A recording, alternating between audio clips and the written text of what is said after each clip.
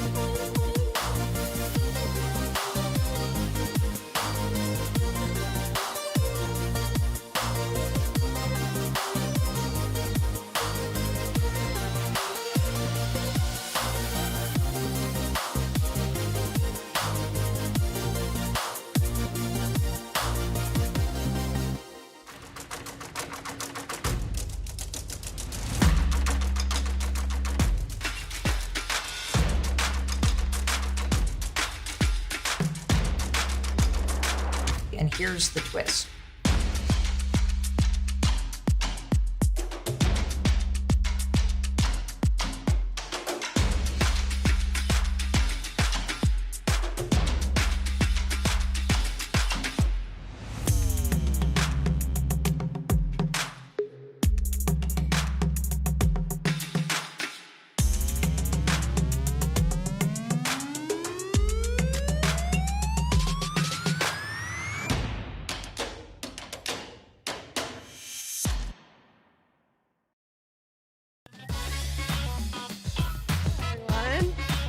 Hi. Hi, good afternoon. Welcome back to Axios House, day 2 here at South by Southwest. I'm Asher Price, co-writer of the Axios Austin daily newsletter, which you can sign up for at axios.com/Austin. And I'm Nicole Cobbler. I am the co-writer of the Axios Austin newsletter with Asher. Yeah, this afternoon we're going to focus on the growing influence of Latino voters here in Texas. We've been covering the Texas primaries in great detail, and as the midterm heats up, we're looking forward to continuing our coverage. Axios Latinos, Latino voters in Texas are poised to play a very big part in this year's elections. Latino voters make up 25% of registered voters in the state. In Austin, we've been recently reporting on how Democratic primary turnout in Latino hubs across Texas has surged, especially for Democratic voters, while GOP turnout has slumped, suggesting that maybe some Texas Latinos have turned away from the Republican Party. We're really excited to hear some conversations around Texas voters, around Latino voters. Please help us welcome to the stage race and justice reporter at Axios, Russell Contreras.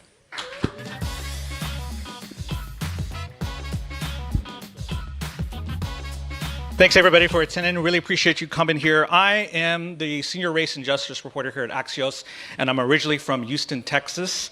I currently live near the Santa Ana Pueblo in New Mexico, and I gotta tell you, every time I hold a mic, I have this thing in middle school where I want to beatbox, like, and it just is still that I feel. But seriously, today we're digging into the growing influence of Latino electorates in both parties. They looked toward the midterm elections and reassessed what we just saw here in Texas with the primary. This was a moment where we got early signals about the turnout and also the priorities of both parties and how Latino voters could sway this election.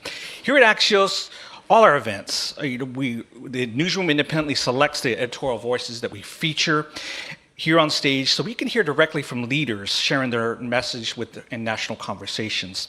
And our first guest, you're in for a surprise. Here, a hometown favorite in New Mexico. We're going to go deep into the heart of Texas with Congressman Gregorio Quesar.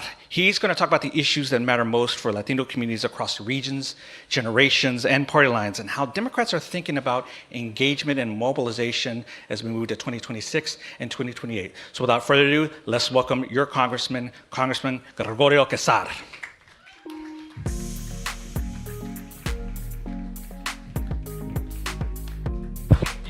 I can't do the beatbox thing, I'm sorry. No, that's right.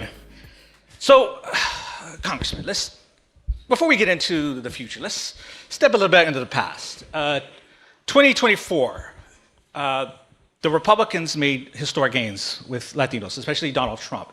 Since 1960, when JFK won, he won 90% of the Latino vote. This last election, Donald Trump got 49%. This was a possible de-alignment, realignment, depends on who you talk to. So tell me, as a progressive person in the Democratic Party, a Latino, what happened, what went wrong with Democrats? We should have all known it was coming because Democrats have been losing working class voters. And people thought that was I'd say the consultant class kind of called that a white working class voter problem, and they wanted to go make up for that by trying to get white affluent voters. But then pretty soon you're going to start losing Latino working class voters and black working class voters. The Democratic Party is supposed to be the party of working people, and by losing that identity and losing that brand, we shouldn't be surprised that you start losing large numbers of Latino voters. So I think that what very clearly went wrong was that so many people in districts like mine here from East Austin all the way down to downtown San Antonio, where I represent, folks said, are Democrats going to make sure that I'm not having to check my bank statement, my bank account, before I go to the grocery store? And they need to know that we have your economic interests at heart. And by essentially not communicating that, it was a real, we got a real beating in November. So those Latino voters in South Texas were the canary in the coal mine, I think, for the Democrats this last November. But because Donald Trump has continued to increase prices and has clearly lied to Latino voters, now I think Latino voters are the ticking time bomb for the Republicans in this midterm election, because we're seeing Latino voters start to swing back as Trump has basically not fulfilled any of his promises about bringing prices down. Now, critics charge the Harris campaign of focusing too much on democracy in peril rather than talking about economic issues. And to be honest, I heard a lot of talk about the Divine Nine and not those living below the poverty line in her campaign.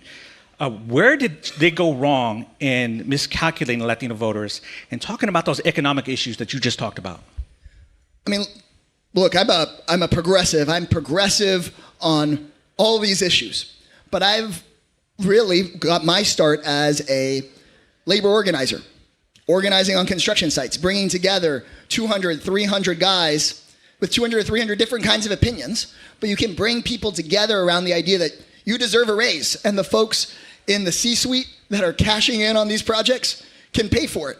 And I think the Democratic Party needs to learn from that. As the Harris campaign, I think I was a supporter of the vice president's in the last election, obviously.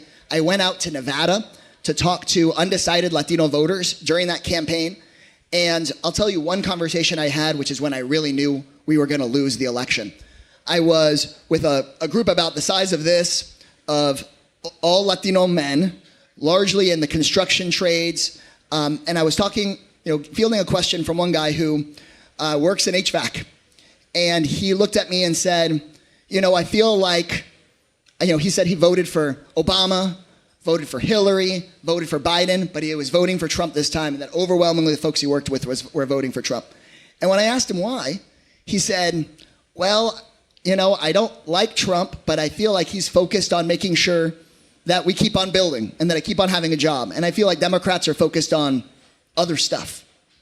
And of course I asked, well, what kind of other stuff? And he didn't really want to say. I pushed him, like, you mean gay stuff? And he's like, yeah, I feel like it's those social issues. And what I said to him was, I'm very clearly pro-equality, pro-equal rights for everybody, but what's really important to me, the number one thing I want to work on is make sure that you have a job year-round, that you're paid the overtime that you should be able to make when you're working overtime, that you don't get shorted that pay, that billionaires actually have to pay decent amounts of taxes so that Social Security is there for you when you retire. And he said to me, Greg, if that was the Democrats, then I'd still vote for you, even if I disagree with you on some of the other stuff. And I think that's where we've got to be able to get back to, is to say, look, we're going to have voters on maybe all different sides of some of the social issues, but we can unite working class voters and all these Latino working class voters that we lost last election if people know we're going to bring down their prices and put money in their pocket. On the Harris campaign, there was a lot of anger at her from Latinos, especially when she was the vice president. She famously told Central Americans, don't come. And I remember talking to some Latinos like, what do you mean don't come? Like your mama? Like your daddy? They came. There was a lot of anger there, and then they felt they weren't talking to her. She wasn't reaching out to them during the campaign. She showed a very dismal showing with Latino voters. So if we look into 2028, from your perspective as a progressive, do you think she should seek the Democratic nomination again? It's going to be, of course, her choice and all these other folks' choice, who wants to run for president. Everybody's got a right to do that, including everybody here, if you want. We're looking for candidates. But would you support her? Oh, I mean, I'm going to make my endorsement for president when we get closer to the presidential election. But look, here is what my advice for folks that are, as we're trying to win the midterms, and then, of course, eventually as we're trying to win back the White House, is one, first of all, we got to show up. As you've said, that is so important. I just went to Amarillo, Texas, okay? Not a place known for huge throngs of Democrats. Showed up there with Beto O'Rourke, and we got one venue. We had to change venues because the RSVP count blew through the numbers. We got the biggest auditorium we could find, and the fire marshal still had to turn people away because folks aren't used to progressives being on the ground in places like Amarillo. So first, show up and talk to folks. Second, to this issue of immigration you brought up, I think as Democrats, we have to stop acting like we're on the defense on immigration all the time and be willing to go out there and say, Trump lied to you when he said he was going after the worst of the worst. He's deporting teachers. He's sending lunch ladies to prison camps. He's got kids locked up. When Trump told Mexican-American voters, I'm going to deal with drug crime, he just finished pardoning a drug kingpin who was the former president of Honduras. We should be able to win back even more conservative Cuban voters because Trump said, oh yeah, I'll take care of you guys. And now he's saying, oh, I know your family supported me, but never mind. Even though you have legal status here, I'm going to take it away, make you undocumented, send you to a for-profit prison run by my friends. I mean, we should be able to go on offense on all of these immigration issues. And then third, most importantly, we can show up.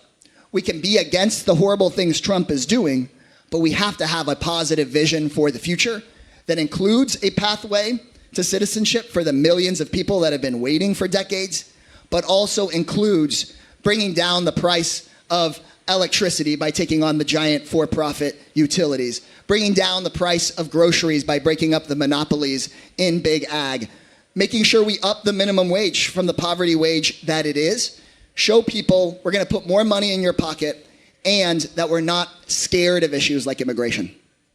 James Tellerico, he performed strongly with Latino voters in this last primary election.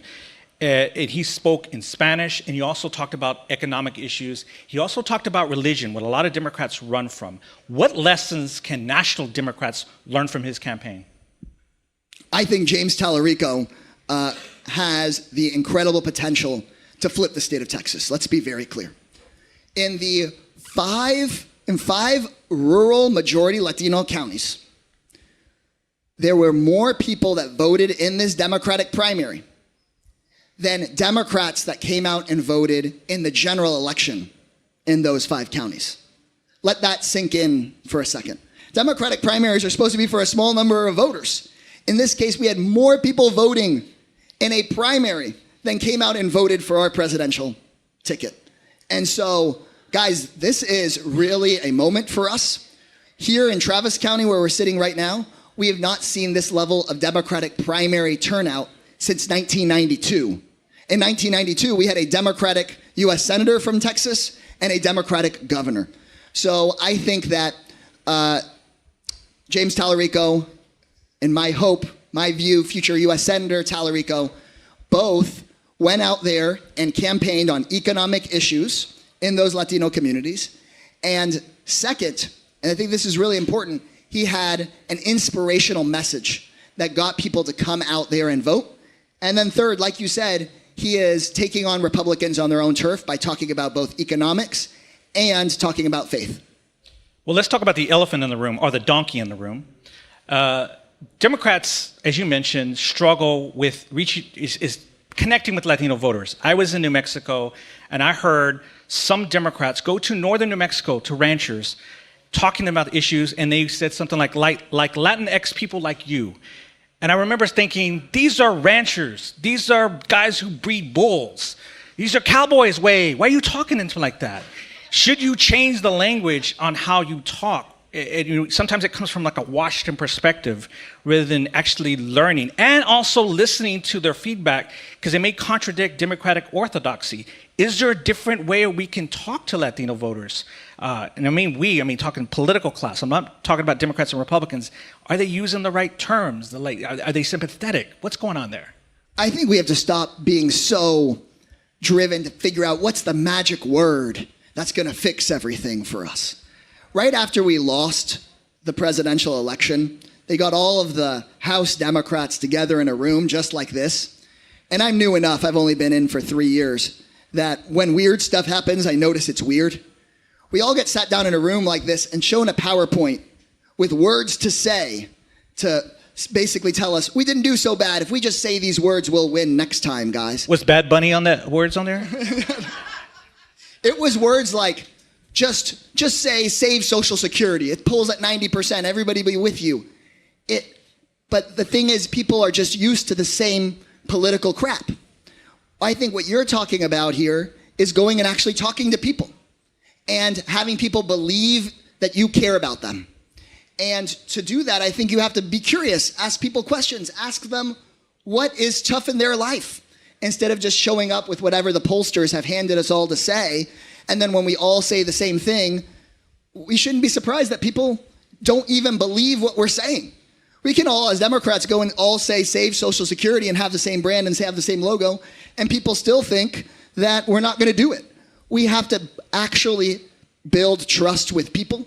And I think to build trust with folks, you got to go ask them questions and meet up with them. I was in a district that we recently lost to a Republican in Colorado, overwhelmingly Latino district. And when I went and met with folks, I was like, this is just like my district. We have no business losing over here, but people lost faith, and I understand why they lost faith, that we'd ever get immigration reform done, that we would ever expand union rights for them, that we'd ever put more money in their pocket, and so we lost that district that we've been winning for years. We'd like to end on a fun fact here. You are from Houston, or you grew up in Houston like I did. You went to a Jesuit school. You were a labor organizer. So tell us, who are your political heroes? When you're out there talking to folks and you need inspiration, who do you go to? I'm going to tell you who has inspired me the most this week. And it's somebody none of us have heard of. I just met him, this guy, Art Guerrero, who grew up right over here. Some of you guys, y'all should look up the story if you haven't seen it here locally. This woman, Carmen Mejia, 20 years ago, was convicted, accused of murder. And the bailiff in the case 20 years ago is this guy who grew up right over here, Art Guerrero. And as he watched the case unfold, he said, this case makes no sense. She wasn't in the same room as where this occurred. She isn't somebody that would kill anybody. The police lost the interviews of the people that were there. And this haunted him for 20 plus years. So he called lawyers, he never gave up. And he never gave up calling, and he called and called and called until he got a hold of some lawyers that dug up all the information on the case that is based entirely on junk science. And just last week, a judge here ruled not that she was wrongfully charged, not that she was wrongfully convicted, ruled something very rare, actual innocence. Completely, a jury, experts, everybody said you're totally innocent. And you've been locked up for 20 years. 20 years waiting for somebody, and this one bailiff, now retired, born and bred over here, just did not give up until the truth won the day. And she got to hug her daughters for the first time in 20 years. Here's the scariest part. She was a legal resident, but an immigrant at the time. And when she got convicted wrongfully, she lost her immigration status. So they were about to just take her to a detention center walking out of that courthouse after hugging her daughters. But because Art Guerrero, an everyday guy who said, you know what, this is wrong, didn't give up for 20 years, they said, you know what, she is now gets to go home and be home. And to me, if Art Guerrero's conscience, he stuck with it for 20 years, I don't think it's going to be elected Democrats. I don't think it's going to be political leaders that get us out of this mess. I think the folks in Texas that have been sticking with it for 20 years, not giving up, is what's going to flip the state, not just from red to blue, but to a community of people that go, you know what, I think it's wrong for our schools to keep on closing. I think it's wrong for us to keep sending all our money to militarize the border instead of people having health care. I think it's wrong for women to die on their way to try to get reproductive health. People just keeping at it. I think of people like Art Guerrero, and I'm like, man, if you could keep at this for 20 years, then yeah, this week might be hard, the news tomorrow might be hard, but you just got to keep at it, and I think that's what it's going to take. Your Congressman, Gregorio Casar. Give him a round of applause. Thank you so much.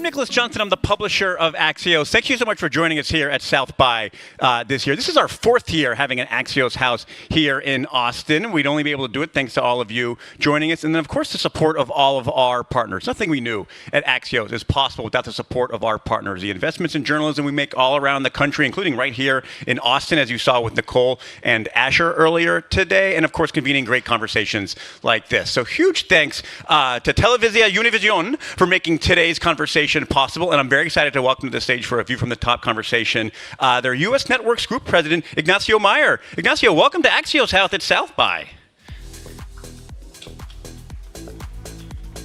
Hello, sir. How are you doing? Thank you very much. Thank you, guys. I'm very excited you're here because you bring gifts, my favorite type of gift, data. Televisa Univision and the Harris poll were first out of the gate after the recent Texas primary, looking at the attitudes of Hispanic voters. We saw some of the top lines in Axios AM earlier this week. Give me your big picture of what you learned from that poll. I think big picture for us, it's something we've been doing for years. Televisa Univision has been representing Hispanic America for 70 years. And for me, what's fascinating about the Harris poll is that if it doesn't underscore the need for everyone who is in marketing, political marketing, to relook at the way they're speaking to Hispanic America, I don't know what will. I think the poll underscores that Hispanic voters are sophisticated, are largely independent, and they want to be swayed by issues. They do not want to be spoken to about partisan politics. They're largely up for grabs, It is still incredible to me that the poll shows that there's such a big disconnect. So many years later, Hispanic population has been called the great sleeping giant. It's no secret that it's no longer sleeping. Hispanics are awake, they're influential, largest growing demographic in the United States across cultural, sports, news, music, any which one of the segments. Why would our civil servants not speak to us in the language and the culture that we deserve to be spoken to and talk to us about the issues that we deserve to be spoken to? Brands do. Brands get us to consume more. Brand loyalty. Our loyalty is unquestionable. Our vote is up for grabs. So why is that? Like, the congressman was out here just now kind of explaining in anecdotal fashion exactly what that data that we've reported on showed. What does that tell you about how politics are getting this wrong? I think what it tells us is the same thing we've been seeing for years. It's a lack of commitment. It's a lack of consistency. It's also a lack of decisiveness. I think people want to oversimplify what it's like to be a U.S. Hispanic in the United States. When you come from another country, you have to fight for your place with different circumstances, right? Different language, different culture. So you need people to speak to you about what is important to you in a way that matters to you. Language is important. Culture is more important. One of the things the poll told us is that about half of all those respondents would prefer to be spoken to in Spanish, but only half of those remember seeing a message in Spanish from any one of their civil servants, whether that is a Democrat or a Republican. And that is something that is extremely important. Now, doing so in a consistent way, I actually think the politicians get it very wrong, yet brands get it very right. Brands like T-Mobile, they've been with us for 10, 15 years, Walmart, they get it right. They're committed, and we help them reach Hispanics on every level. Is it as easy as just translating that message into Spanish, or are there other layers of that? Like, as you talk to brands, or you think about this as someone who's able to reach this audience, like, what is that journey you take on with a message? It's definitely not a transliteration, I would say, which is what people really want to do. It's about getting the message right and speaking in culture. Taking an English language spot, just as taking a German language spot or a Chinese language spot, you wouldn't do that and turn it into an English language spot and expect an American to buy the same ramen noodles, because you would not be spoken to the same way. So I feel people are doing that with Hispanic culture constantly. They want to check the box. Take that message and put it into AI and like Google Translate. Here you go, I'm done. It's a check the box, right? They say, oh, big growing population. Check the box, spend X amount of money, spend it late, only in that window, and let it go, right? It'll work. Well, there's no magic. It takes commitment. Is it an element of, and you touched on this a little bit, viewing it as a monolithic audience? I think like Russ and the congressman talked on that a little bit about like where they go into the communities and they realize that they're talking to people that might not just be what you think is that one group is, that there's like a lot of elements here. Yeah, I mean, thank you for that. You've uncovered the most difficult part of my job, right? Which is we are not a monolithic audience. Hispanics are very different, far and broad, and that's why we feel that we are so proud of our unique position to be able to speak to Hispanics, because we are able to speak to Hispanics on the East Coast the way they deserve to be spoken to, on the West Coast the way they deserve to be spoken to. It's not the same to have issues that are more emotionally attached to you when you are from the West Coast and your parents came from Mexico, or if you're a Caribbean immigrant. It's one of the most difficult things that we do, and that's where we say we speak in culture, and that's where we're the voice of Hispanic America. I mean, is the solution to do that? Like, it's part of like doing your homework a little bit to understand, like what I'm learning right now on stage with you is like how a West Coast audience might be different than an East Coast audience. Like, how do you, in your role, approach that as like understanding that or figuring that out, and then tell the folks you work with? I mean, we've been committed to studying it and being a part of the Hispanic community for the last 70 years. The way we do it is because we are them.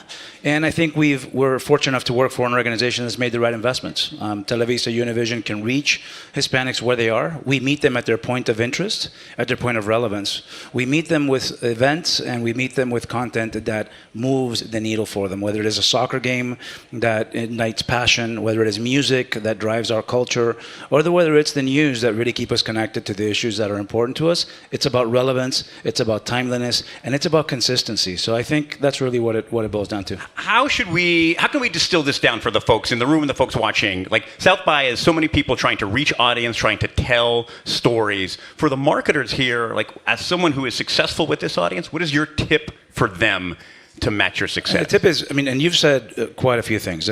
Study, commit, and be consistent.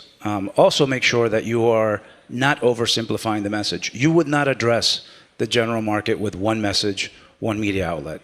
You would make sure you had a message that would cut across all of the platforms, and that you would speak to them across digital, across linear, across radio, with the creators in a voice that is authentic to them.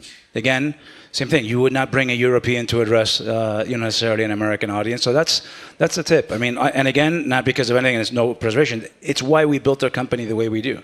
From the very grassroots level, over 300 radio stations in the US, 20 some odd markets where we have local TV localizing issues, and then obviously the leading networks on the TV and radio side. How should they view Televisa Union as a partner in that? I feel like for a lot of these things, they can be very challenging. What's most valuable is a guide like, help me figure this out. Absolutely. Can you do that? Yeah, absolutely. Number one, not only can we do that, we do it. But we do it because more than when people ask me, what's your job? I'm really not a media executive. I have the privilege to be able to work for an organization that largely represents a community.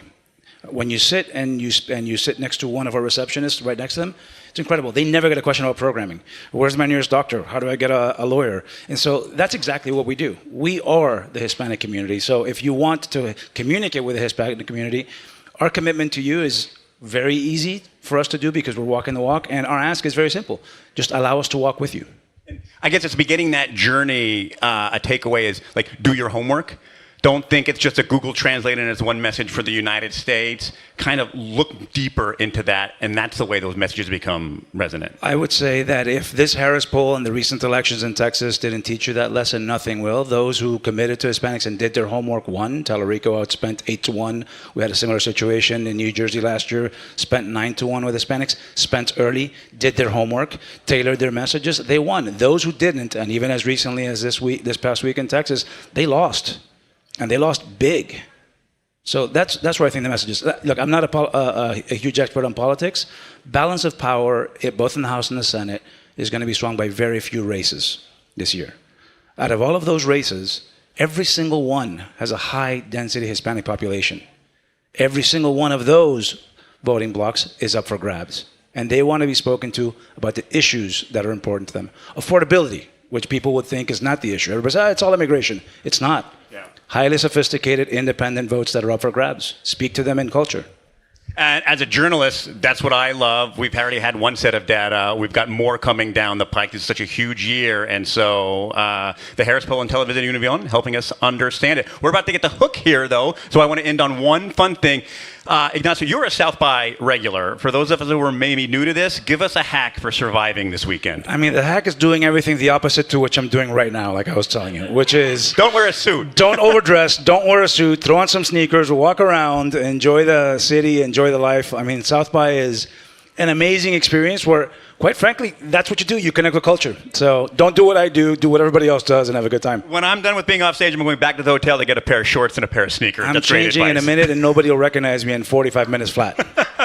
Ignacio, great to be here. Thank you so much for sharing your insights. Huge thanks to Television Univision for making today possible. And now we're going to bring Russ back up for the big finish. Thank you very much. Appreciate it.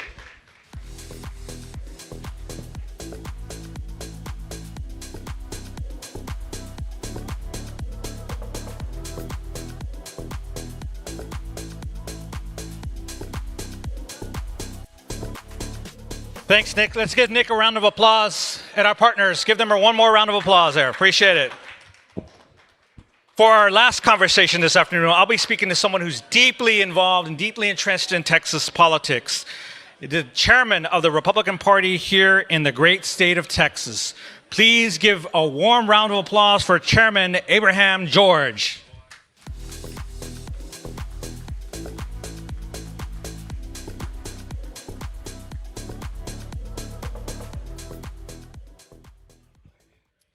So, Chairman, what's been going on lately?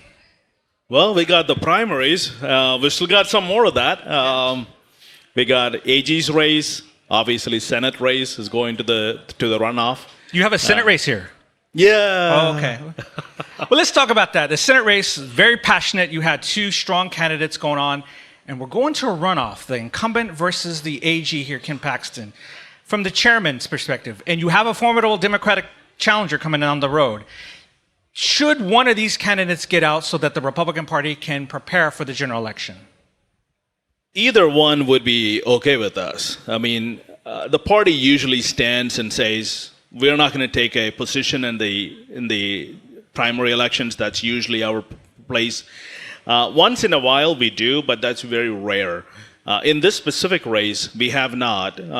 More conservative group of the party usually goes for Ken Paxton, and more moderate group of the party usually aligned with John Cornyn. So it will come down to who's there, who's going to show up to the May 26, 27 the dates. Yeah. The Democratic nominee, James Tallarico, he's coming on real strong. There's a lot of pundits, as you know, saying this is probably the Republican Party's biggest challenge in a generation. He talks a lot about religion. He talks about economics. Are you worried about this race? We look at elections from cycle to cycle, right? So I think we were a lot more worried when Beto O'Rourke ran. I don't think James Talarico has the charisma that Beto could bring into the Democrat Party. So obviously, every election we go in thinking, hey, we're going to lose this, we're going to work hard, we're going to spend the money, we're going to take care of this. But comparing Beto to Talarico in a few years in, especially after the 24 cycle we just had, we're not worried, but we are going to work hard to make sure that our candidate, whoever it is, Ken or John Cornyn, get through the November elections. Yeah. Now, 2024, Donald Trump achieved what many thought was impossible. He nearly won the Hispanic vote nationally. He got 49%. This is the largest in modern history that we were able to decipher. What did President Trump do in that election to win so many Latino voters? What was the difference maker from your perspective? Well, I think he just told the truth. It was simple. It wasn't a politically crafted message. A lot of people look at it and go, you got to use specific wordings. You got to talk about this issue, that issue. I think he just looked at it and goes, well, the border is a problem, and we need to fix that. And he talked about it. Then he also said, economy is a problem. We need to talk about it. So he basically said the things that regular American, doesn't matter Republican or Democrat, a regular person wants to hear from their leaders. And that changed everything for the Hispanic voters because in an average, a Hispanic person is a lot more conservative than regular people in Texas. They're conservative in their beliefs, they're conservative in their actions. So when they heard we're going to talk about deportation, when they said we're going to have a conversation about economy, they came in board. I got to tell you, there's 14 counties in Texas, South Texas. 12 out of the 14 counties flipped to Republican. All of them were Democrat counties in 24 cycle. In one of the counties, they haven't elected a Democrat in 131 years, Starr County.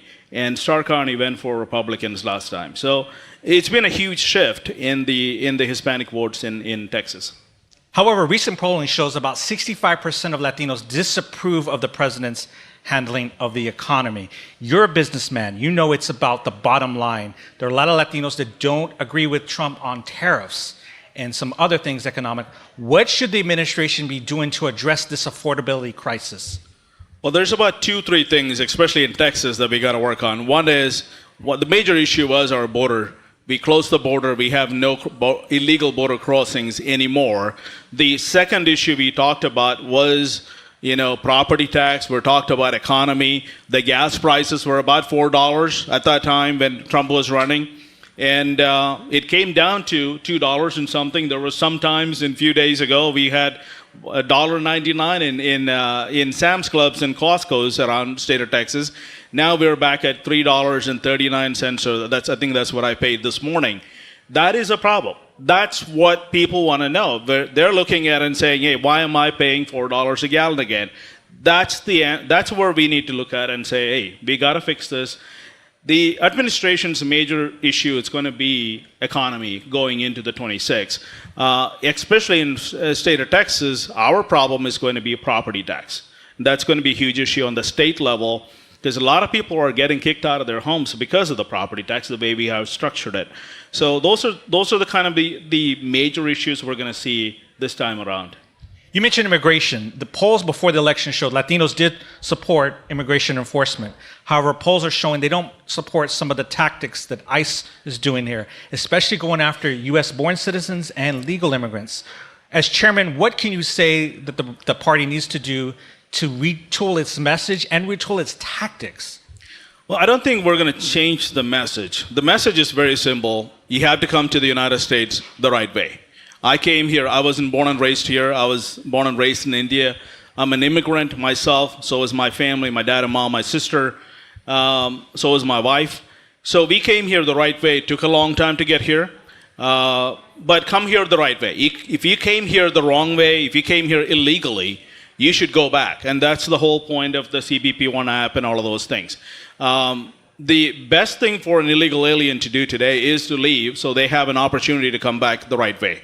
If they don't do that, then everything is open at that point. They're being arrested, they're being forced to leave, and don't wait that long. Just take off at this point. In fact, I think the administration is paying $2,000 or something in that. Self-deport? Yeah, to self-deport. So there is the right way to do it. We are a country, and we need to act like a nation. We have to have borders. We have to have rules. And we have rules. If you don't like it, hey, we have Congress. We can change it. President Trump ran on that. 81% of the people in America wants a closed border. They want a secure border, not a closed border, a secure border. 81%. That includes Democrats, a good amount of Democrats. So I don't think we're going to retool the messaging. The tactics have to be messaged a little better, honestly, because I think with the new person coming in, replacing Kristi Noem, it's probably going to have a little bit better messaging on the tactic itself. Now, the elephant in the room is that President Trump has said a number of things that many people deem as racist. He recently just said on a cable show, saying that the reason that there was a synagogue attack is related to genetics. He tweeted out a video or posted a video comparing the Obamas to apes. A lot of folks were very upset, even some Republicans. As chairman, where do you draw the line and say, look, we've got a larger issue here about affordability. This stuff is racist and have no place in politics. Where do you come out? Well, I can tell you this. Someone who's been on the other side of getting racist, or whatever you want to call it, no one enjoys that, right? I mean, if you're a minority or whatever the color is, you don't want to be the one who is getting the other end of the stick. But when the President of the United States does what he's done so far to secure our border, bring down the issues with the economy, and he needs to do more, and everyone agrees with that. Nobody's disagreeing with that, including Republicans. That's why we're trying to do a lot of these things, and trying to secure our elections by passing SAVE Act, trying to have all of these good things going. Yeah, everyone's human. President Trump, anyone who's seen him on X or anywhere else knows that he has a different form of messaging that he's done in the past. And some people like it, some people don't like it.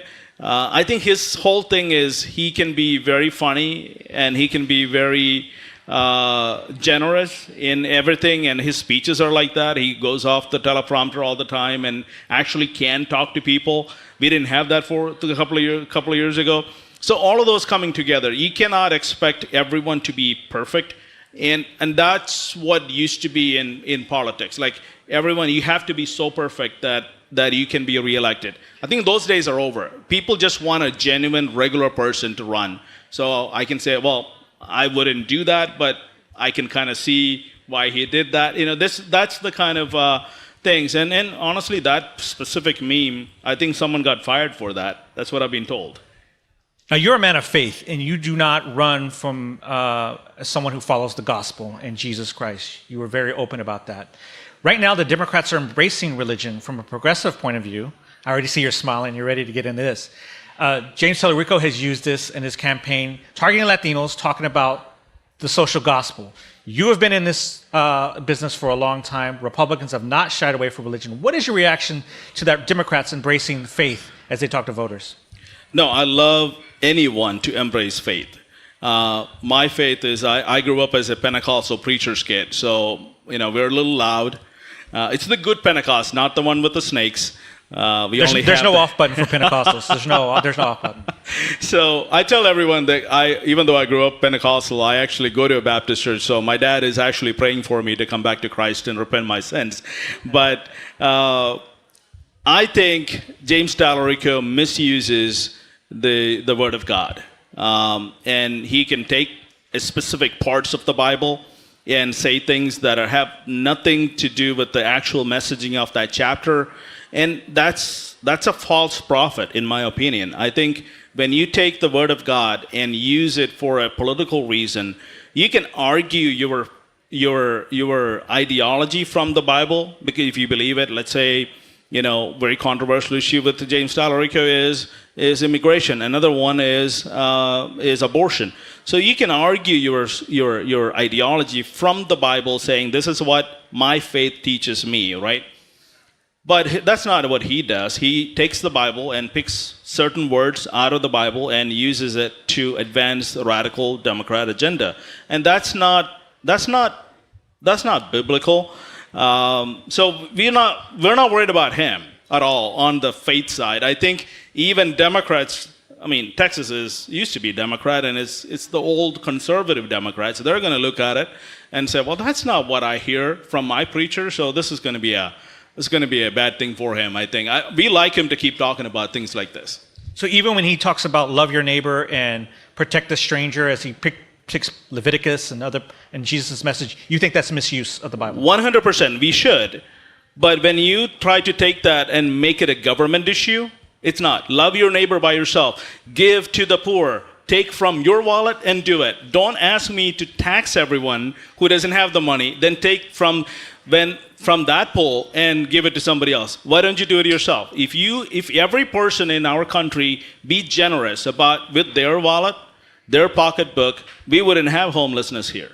The reason why we have all of the problems is because we're trying to socialize charity. We cannot socialize charity. That's not the job of the government. The job of the government is to protect me from someone socializing the charity.